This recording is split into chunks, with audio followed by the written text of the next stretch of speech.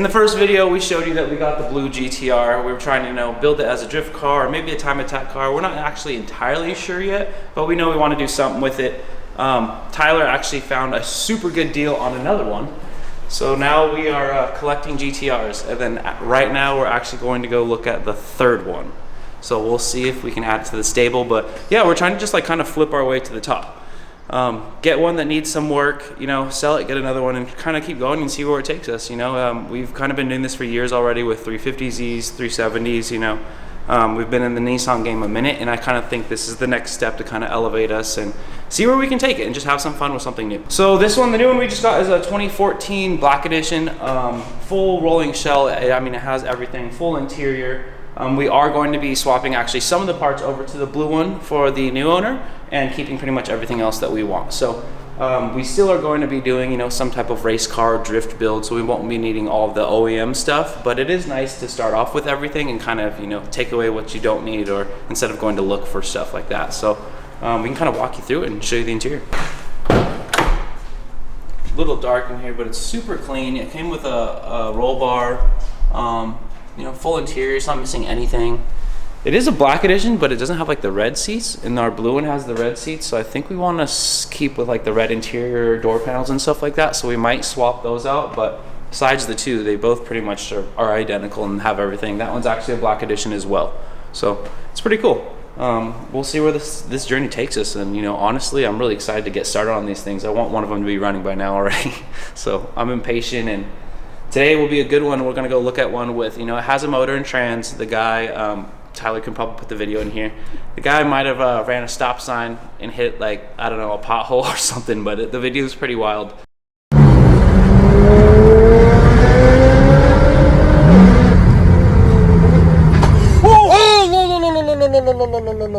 Needless to say, the car's kind of jacked up. It does need like a lot of money probably to fix it, you know. But we're gonna see if it's worth our time, energy, and you know, see how bad it all is. So we got, you know, a good hour drive, 2 hour drive ahead of us to go check this thing out. But I think it'll be worth it. So you guys can be along for the ride.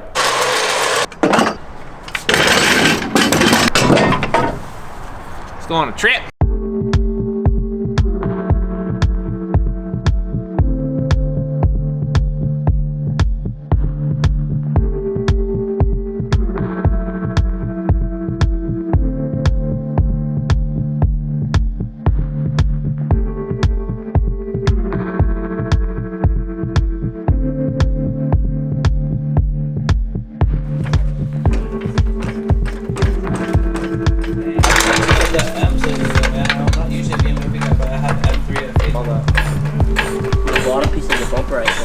They do body work. It's like the lights aren't like jump recessed. It came out, like the lights kind of like came out. So that's gangster, bro.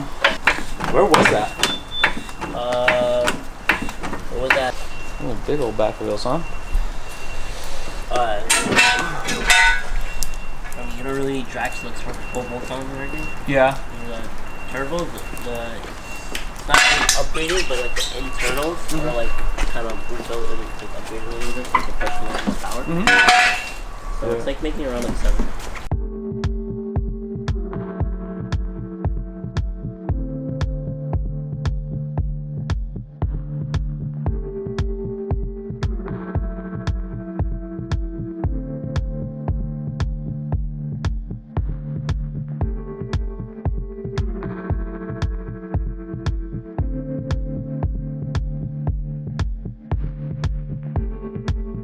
Has to be open a little bit.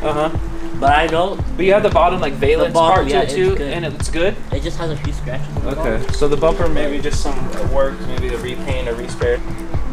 I guess probably the front is what took the hit, huh? Initially, like everything up front, the front. So that's what I'm kind of scared of, is just the front subframes and stuff.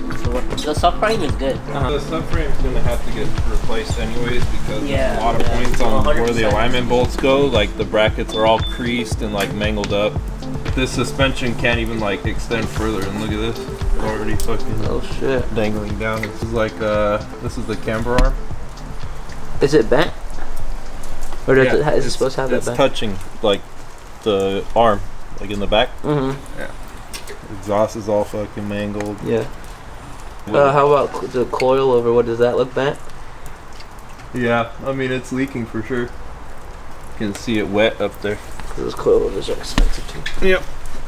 Yeah, spring. Well, these ones have the dampening control and everything, so it's really expensive. No, it's just a fire extinguisher. There's a button where it's like an on-off button. Huh. And I don't know where. From what I see, it's definitely a lot of work. A lot of bottom work, right? It's a lot of work. They did told me like somewhere it's leaking. They said like oil is leaking, but I don't know if you see any oil leaking under there. The transmission pan, it looks like it's, you know, could be coming from out of the gasket, but that pan has to get replaced because it got hit. Hopefully that is Definitely a bunch of leaks. It's like little leaks on everything under the car if you look. And the oil pan, I wonder about the oil pan, like where it's dented, how far, you know, or what it pushed into. Huh? We're gonna repeat the scene again. This is making flashbacks. This happened like, I think it was like 2 months ago, or like a month ago.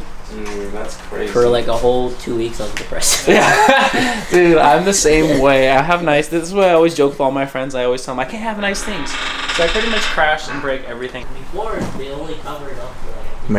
Mangled. Oil pan, sway bar, radiator support. The ass went to the moon and back. I'm pretty sure if I was in any other car and if I did that, I would have probably... It would have been way worse. Or like, the bumper kind of saved my life because the car literally was like this. I literally saw the ground while I'm like that. And then that, I guess, kind of like, even though like a spring and push me back down. Usually, when I see cars go airborne, a lot of times people go sideways. Yeah, flip it, yep. But this car just kept on going, so I was like, okay. Perfectly, so you just pull.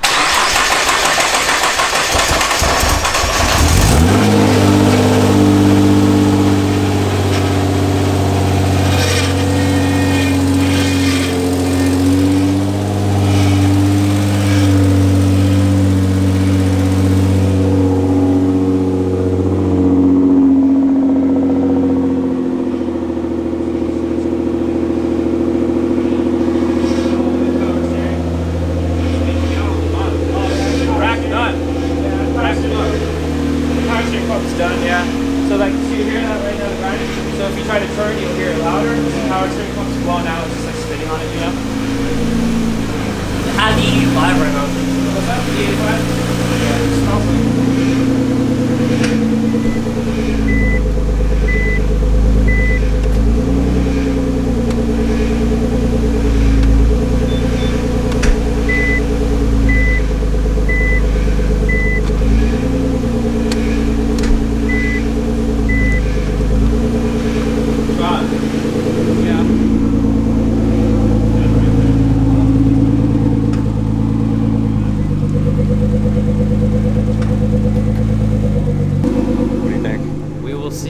I don't know. I'm a little scared because Tyler said right now he put it into gear or put it into reverse and it makes like a pretty weird clunking sound. You know, we know like there's some stuff bent down there and like the drive shaft carrier or like the, I guess the little rubber like bushing is all blown out and it's like hanging under the car, but still he hasn't even driven it yet, and like putting it into gear it clunks pretty hard. So we're thinking it's probably like trans needs to be replaced or like taken out or rebuilt or something. The yaw rate sensor code, which is like what happened, and then all the shock absorber dampening circuits are open, shorted. So they're all fine. And then the airbag codes from when it deployed the last time. So that one you're gonna need a new module, airbag module, and then whatever is not, you know, working or blown, like we have to get the seat belts, I'd say whatever airbag the current control airbag module, and seat stuff. belts, yeah. So that the yaw rate sensor, it's either just needs to be recalibrated or it might need a new sensor. So that's like a replacement of the sensor on each corner? It's the replacement of the shock, really, on each corner. You can see if it moves back and forth. See if it rolls back, and then like once it's up to temp, rev it a couple times to see how the motor sounds too. Because when you start it, sounded a little funky up front. I mean, nothing's knocking, you would know that. That's like these GTRs on 85, they do that. They just set they're loud. Yeah. Huh?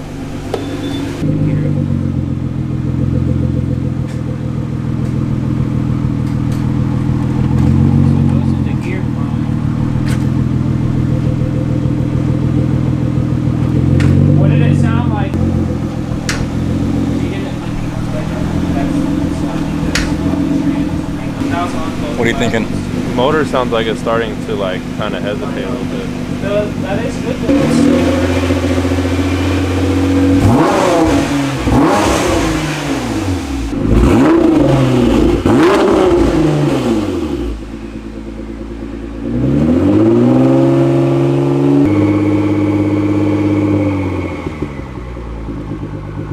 Is it? Yeah, I know. I was waiting for it to come down, but is it up to temp yet? It is? It's enough to have the idle below 1,000. Yeah. Unless they set it like that with the tune. Unless they're idle for the car. There's dealers that go like this. Oh. That idle. Really? What is that? Motor mounts? Could be something with the tune or something with the motor. Do like an in-depth on the motor. Yeah. It's like where it hit on the bottom, it's like the front side of that oil pan, like when, like that. So that means when you nollied it, it hit that like directly. Yeah. So it could have, I mean, could have shaken the motor pretty good. It definitely would have taken a hard hit. Do you think like the motor mounts could possibly be broken to vibrating like this? It took a hard hit like straight to the oil pan, like in the front. So you think that the motor itself could There could be something inside the motor that might be fucked. All right, brother. Well, yeah, we gotta just chop up some numbers, and then we will get back to you as soon as possible. For sure. Thank you for your time. Yeah, you know, I really appreciate you taking time out of your day for us.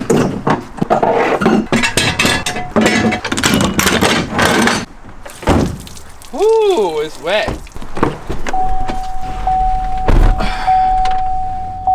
Okay. That needs work. Look at the big ass tractor, bro. Oh my god. Where is this at right now? It's retarded. Come on, stupid idiot. Acid. Alright, initial thoughts on this thing. It definitely looked like this man kickflipped his GTR. It's a lot of work, and we're kind of just like assessing if it's worth the time and energy, and like also like the what ifs. Like the trans is kind of making noises when you put it into reverse. Not kind of, it is making a noise every time you put it in reverse, so we don't know if maybe just a trans rebuild or if it needs a whole new trans. The motor does kind of make like a vibration that you can kind of feel in the car. So there's just a lot of little like unknowns that we basically need to see like if it's worth the gamble. So we got these two that we already kind of gambled on and kind of worked out. So I don't know, we're kind of just weighing like pros and cons to see, you know, what will go down. But we're gonna send the guy an offer tomorrow, see what he says, and kind of just go from there. Keep you guys updated, you know. Hopefully it works in our favor. If not, we're on to the next one, and we're searching for more of these things, because honestly I feel like it's been kind of fun too, and something new for me to like find these crashed GTRs and like do something with them and bring them back to life when people have just been staring at them for years. So we'll see what's next.